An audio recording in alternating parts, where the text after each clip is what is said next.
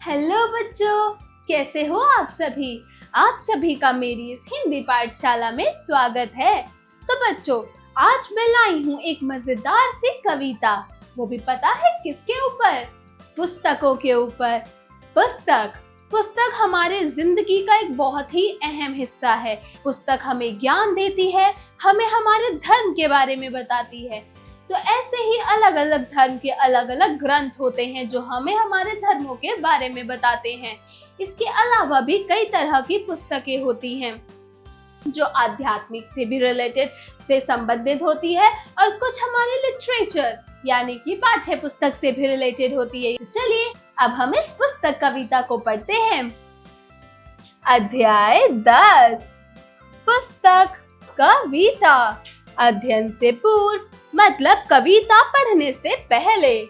तो यहाँ पर रामायण, भगवद गीता, कुरान, बाइबल, गुरु ग्रंथ साहिब और त्रिपिटक, यहाँ पर कुछ ग्रंथों के नाम दे रखे हैं जो अलग अलग धर्म के हैं। जैसे रामायण और भगवद गीता ये है हिंदू धर्म की। कुरान है इस्लाम की यानी कि मुस्लिम धर्म की। बाइबल किसकी है? क्रिश्चियंस। बाइबल है क्रिश्चियंस की। गुरु ग्रंथ साहिब ये किसकी है? ये है पंजाबीज की। और त्रिपिटक ये है बौद्ध धर्म की। तो बच्चों, क्या आप इन पुस्तकों के बारे में जानते हैं और आपने इन्हें कहाँ देखा है? बताइए, इन पुस्तकों को आपने कहाँ देखा है? आपको इसका जवाब यहाँ लिखना है। कविता का मूल तत्व है प्रस्तुत अध्याय में किताबों की दुनिया के बारे में बताया गया है। तो जो कविता हम पढ़ेंगे उसमें एक कहते हैं ना इमेजिनरी वर्ल्ड, लाइक किताबों की दुनिया कैसी होती है उसके बारे में बताया गया है। तो चलिए उस पाठ को, उस कविता को पढ़ना शुरू करते हैं।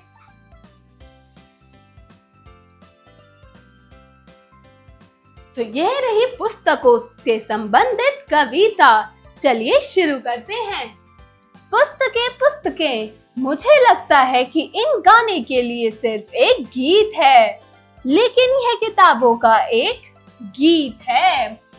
कैसे मैं सोचूं किसी और बात को सिवाय उनके और उन्हें देखने को छोड़कर। साल भर साथियों, इन उजड़ते हुए दिनों में कभी मेरा साथ नहीं छोड़ा। चाहे गर्मियों की शाम, चाहे सर्दियों की सुबह, हमेशा अपनों की तरह साथ बनी रही पुस्तकें फैली दाएं और बाएं ज्ञान के आंगन में। पुस्तकें भारी भरकम बनी हुई पुस्तकें कठिन समस्याओं में। तो बच्चों, यहाँ पर ये बोला गया है कि जो पुस्तकें हैं, कवि को यह लगता है कि ये सिर्फ गाने के लिए एक गीत है, लेकिन यह किताबों का एक गीत है।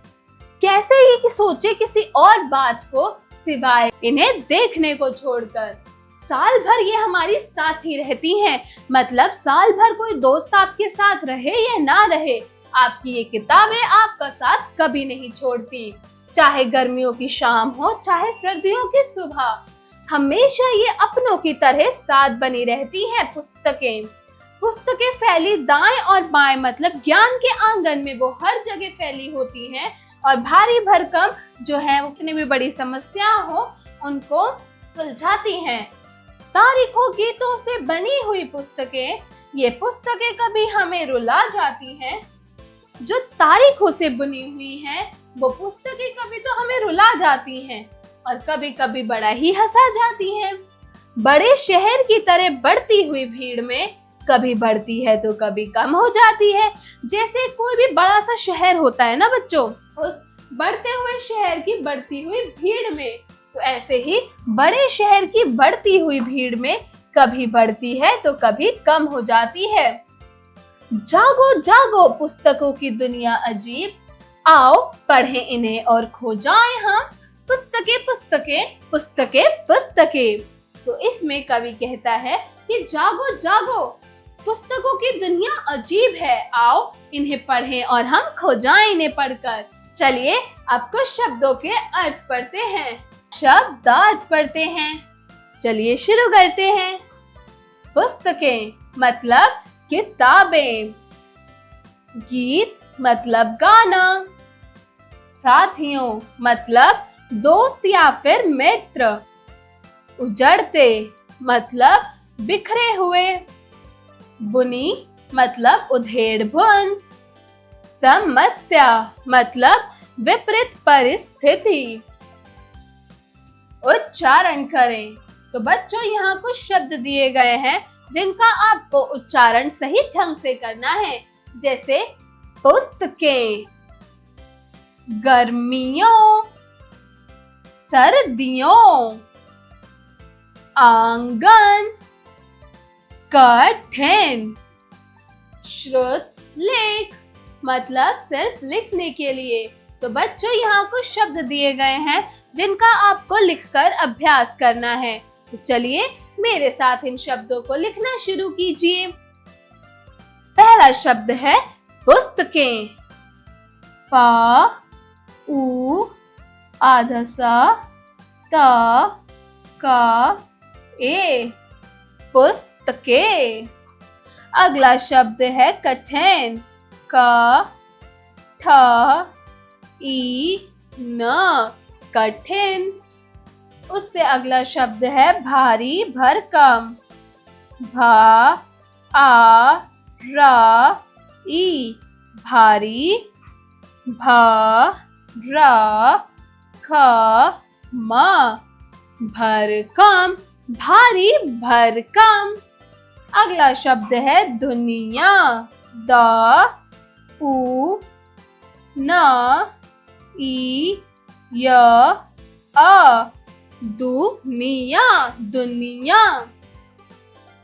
अगला शब्द है रुलाने, र उ ल अ न ए, रुलाने। उससे अगला शब्द है भीड़, भ ई ड़, भीड़। क्या है अगला शब्द और आखिरी शब्द? भीड़। तो बच्चों चलो, जैसा कि हमने अभी एक पुस्तक कविता पढ़ी, अब हम उसका थोड़ा सा अभ्यास करते हैं। तो चलिए अभ्यास कार्य शुरू करते हैं। अभ्यास कार्य, जरा बोलिए। Speaking skills. प्रश्न 1, दिए गए प्रश्नों के उत्तर बताइए। तो बच्चों यहाँ पर कुछ प्रश्न दिए गए हैं जिनका आपको उत्तर बताना है। तो बताइए, इस कविता में का शीर्षक बताइए। इस कविता का क्या शीर्षक है? वेरी गुड, इस कविता का शीर्षक है पुस्तक। अगला प्रश्न है, पुस्तकें क्या है, गीत या मीत? वेरी गुड, पुस्तकें गीत हैं। ग, पुस्तकें कब साथ छोड़ती हैं? पुस्तकें साल भर साथ रहती हैं, वो साथ कभी नहीं छोड़ती हैं।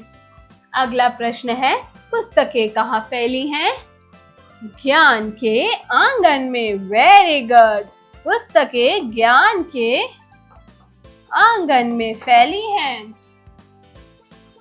जरा लिखिए। Writing skills. प्रश्न 2, दिए गए प्रश्नों के उत्तर लिखिए। तो बच्चों यहाँ कुछ प्रश्न दिए गए हैं जिनका आपको उत्तर बताना है। तो बताइए कि कवि पुस्तकों के अलावा क्या सोच रहा है? बताइए। तो बच्चों कवि पुस्तकों के अलावा सोच रहा है कि पुस्तकें जो हैं वो हमारा साथ कभी नहीं छोड़ती हैं, पुस्तकें हमेशा हमारे साथ रहती हैं और जैसा कि एक बड़े शहर में बढ़ती भीड़ की तरह ही ऐसे ही पुस्तकों से जो हमें ज्ञान मिलता है वो हमारे ज्ञान के दीप को जलाती जाती है और ज्ञान को बढ़ाती जाती है। कवि पुस्तकों के बारे में ये सोच रहा है। अगला प्रश्न है, पुस्तकों ने कब साथ नहीं छोड़ा? तो बच्चों, पुस्तकों ने कभी भी साथ नहीं छोड़ा। पुस्तकें हमेशा हर व्यक्ति के साथ रहती हैं, उन्हें हमेशा ज्ञान देती रहती हैं। अगला प्रश्न है कि कभी पुस्तकों की दुनिया में खोने के लिए क्यों कह रहे हैं? तो बच्चों, कभी पुस्तकों की दुनिया में खोने के लिए इसीलिए कह रहे हैं, जो इंसान हमेशा पुस्तकों की दुनिया में खोया रहता है उसमें ज्ञान बहुत ज्यादा होता है। उसे किसी और चीज से कोई भी मतलब नहीं होता है। वो हमेशा हर चीज में अपनी पुस्तकों, अपनी इंटेलिजेंस, अपने ज्ञान को लेकर आता है। उसकी नॉलेज इनहैंस होती रहती है, यानी कि बढ़ती रहती है। वो एक ज्ञानी व्यक्ति बनता है और उसे दुनिया के सारे ज्ञान का पता होता है।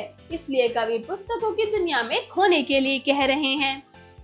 अगला प्रश्न है कि पुस्तकें कैसी बुनी हुई हैं? पुस्तकें ज्ञान के आंगन में फैली हुई हैं, कभी इधर तो कभी उधर। चलिए अब अगले प्रश्न की ओर बढ़ते हैं। प्रश्न 3, दिए गए वाक्यों में रिक्त स्थानों की पूर्ति कीजिए। तो बच्चों, यहाँ पर कुछ वाक्य दिए गए हैं जिनमें रिक्त स्थान दिए गए हैं। उन रिक्त स्थानों में आपको सही जवाब भरकर उन वाक्यों को पूरा करना है। तो चलिए शुरू करते हैं। पहला वाक्य है, मुझे लगता है कि गाने के लिए सिर्फ एक वेरी गुड गीत है। अगला वाक्य है, कैसे मैं सोचूं किसी और चीज को। वेरी गुड बच्चों, कैसे मैं सोचूं किसी और चीज को। अगला वाक्य है, इन डैश हुए दिनों में कभी मेरा साथ नहीं छोड़ा। तो किताबों ने कब साथ नहीं छोड़ा था? इन उजड़ते हुए दिनों में कभी मेरा साथ नहीं छोड़ा। अगला है, पुस्तकें फैली दाएं और बाएं डैश के आंगन में। किसके आंगन में? वेरी गुड, ज्ञान के आंगन में। अगला वाक्य है, बड़े शहर की तरह बढ़ती हुई। वेरी गुड, भीड़ में, बढ़ती हुई भीड़ में। चलिए अगले प्रश्न की ओर बढ़ते हैं। प्रश्न 4, दिए गए प्रश्नों में उचित विकल्प का चयन कीजिए। तो बच्चों, यहाँ कुछ प्रश्न दिए गए हैं और उनके 4 विकल्प दिए गए हैं। आपको उनमें से सही यानी उचित विकल्प का चयन करना है। तो चलिए शुरू करते हैं। पहला वाक्य है, उजड़ते हुए दिनों में किसने साथ नहीं छोड़ा? लड़कों ने, दोस्तों ने, किताबों ने या इनमें से कोई नहीं। किसने उजड़ते हुए दिनों में साथ नहीं छोड़ा था? वेरी गुड, किताबों ने। अगला प्रश्न है, साल भर की गर्मियों की शाम में कौन साथ बनी रही? घर वाले, दोस्त, शहर या फिर किताब? वेरी गुड, किताब। अगला प्रश्न है, किससे बुनी हुई पुस्तकें हमें रुला जाती हैं? तारीखों से, कागजों से, कलम से या इनमें से कोई नहीं? वेरी गुड, तारीखों से बुनी हुई पुस्तकें हमें रुला जाती हैं। अगला है, जरा सोचिए, क्रिटिकल थिंकिंग। प्रश्न 5, आप पुस्तकों के अलावा शिक्षा को किन किन माध्यमों से प्राप्त कर सकते हैं, सोचकर बताइए। तो बच्चों, सबसे अच्छा और सबसे बड़ा साधन है किसी भी चीज के बारे में ज्ञान लेने का, वो होती है पुस्तक। पुस्तक से हम हर तरह का ज्ञान ले सकते हैं, हर चीज के बारे में जान सकते हैं, तो हर चीज की शिक्षा ले सकते हैं। तो अब आपको ये सोचकर बताना है कि पुस्तक के अलावा और ऐसा कौन सा माध्यम है जिससे हम शिक्षा प्राप्त कर सकते हैं। थोड़ा सा जोर लगाइए, रिसर्च कीजिए, सोचिए और इसका जवाब अपनी किताबों में लिखिए। जरा भाषा पर गौर कीजिए। Language skills. प्रश्न 6, शुद्ध शब्दों पर गोला लगाइए। तो बच्चों, यहाँ पर कुछ शब्द दिए गए हैं जो सही यानी शुद्ध शब्द हैं, उन पर आपको गोला लगाना है। तो चलिए पढ़ना शुरू करते हैं। पहला शब्द है पुस्तकालय। क्या ये सही है? नहीं, पुस्तकालय या फिर पुस्तकालय। तो बच्चों, पुस्तकालय यह शुद्ध शब्द है, यानी कि यह सही शब्द है, तो हम इस पर गोला लगाएंगे। तो बच्चों, अगला है ध्वज। कवच और ध्वज। तो इसमें सही शब्द है ध्वज, तो हम ध्वज पर गोला लगाएंगे। अगला है अध्यक्ष, अध्यक्ष और अध्यक्ष, तो इसमें सही है अध्यक्ष, तो हम इस पर गोला लगाएंगे। चलिए आगे बढ़ते हैं।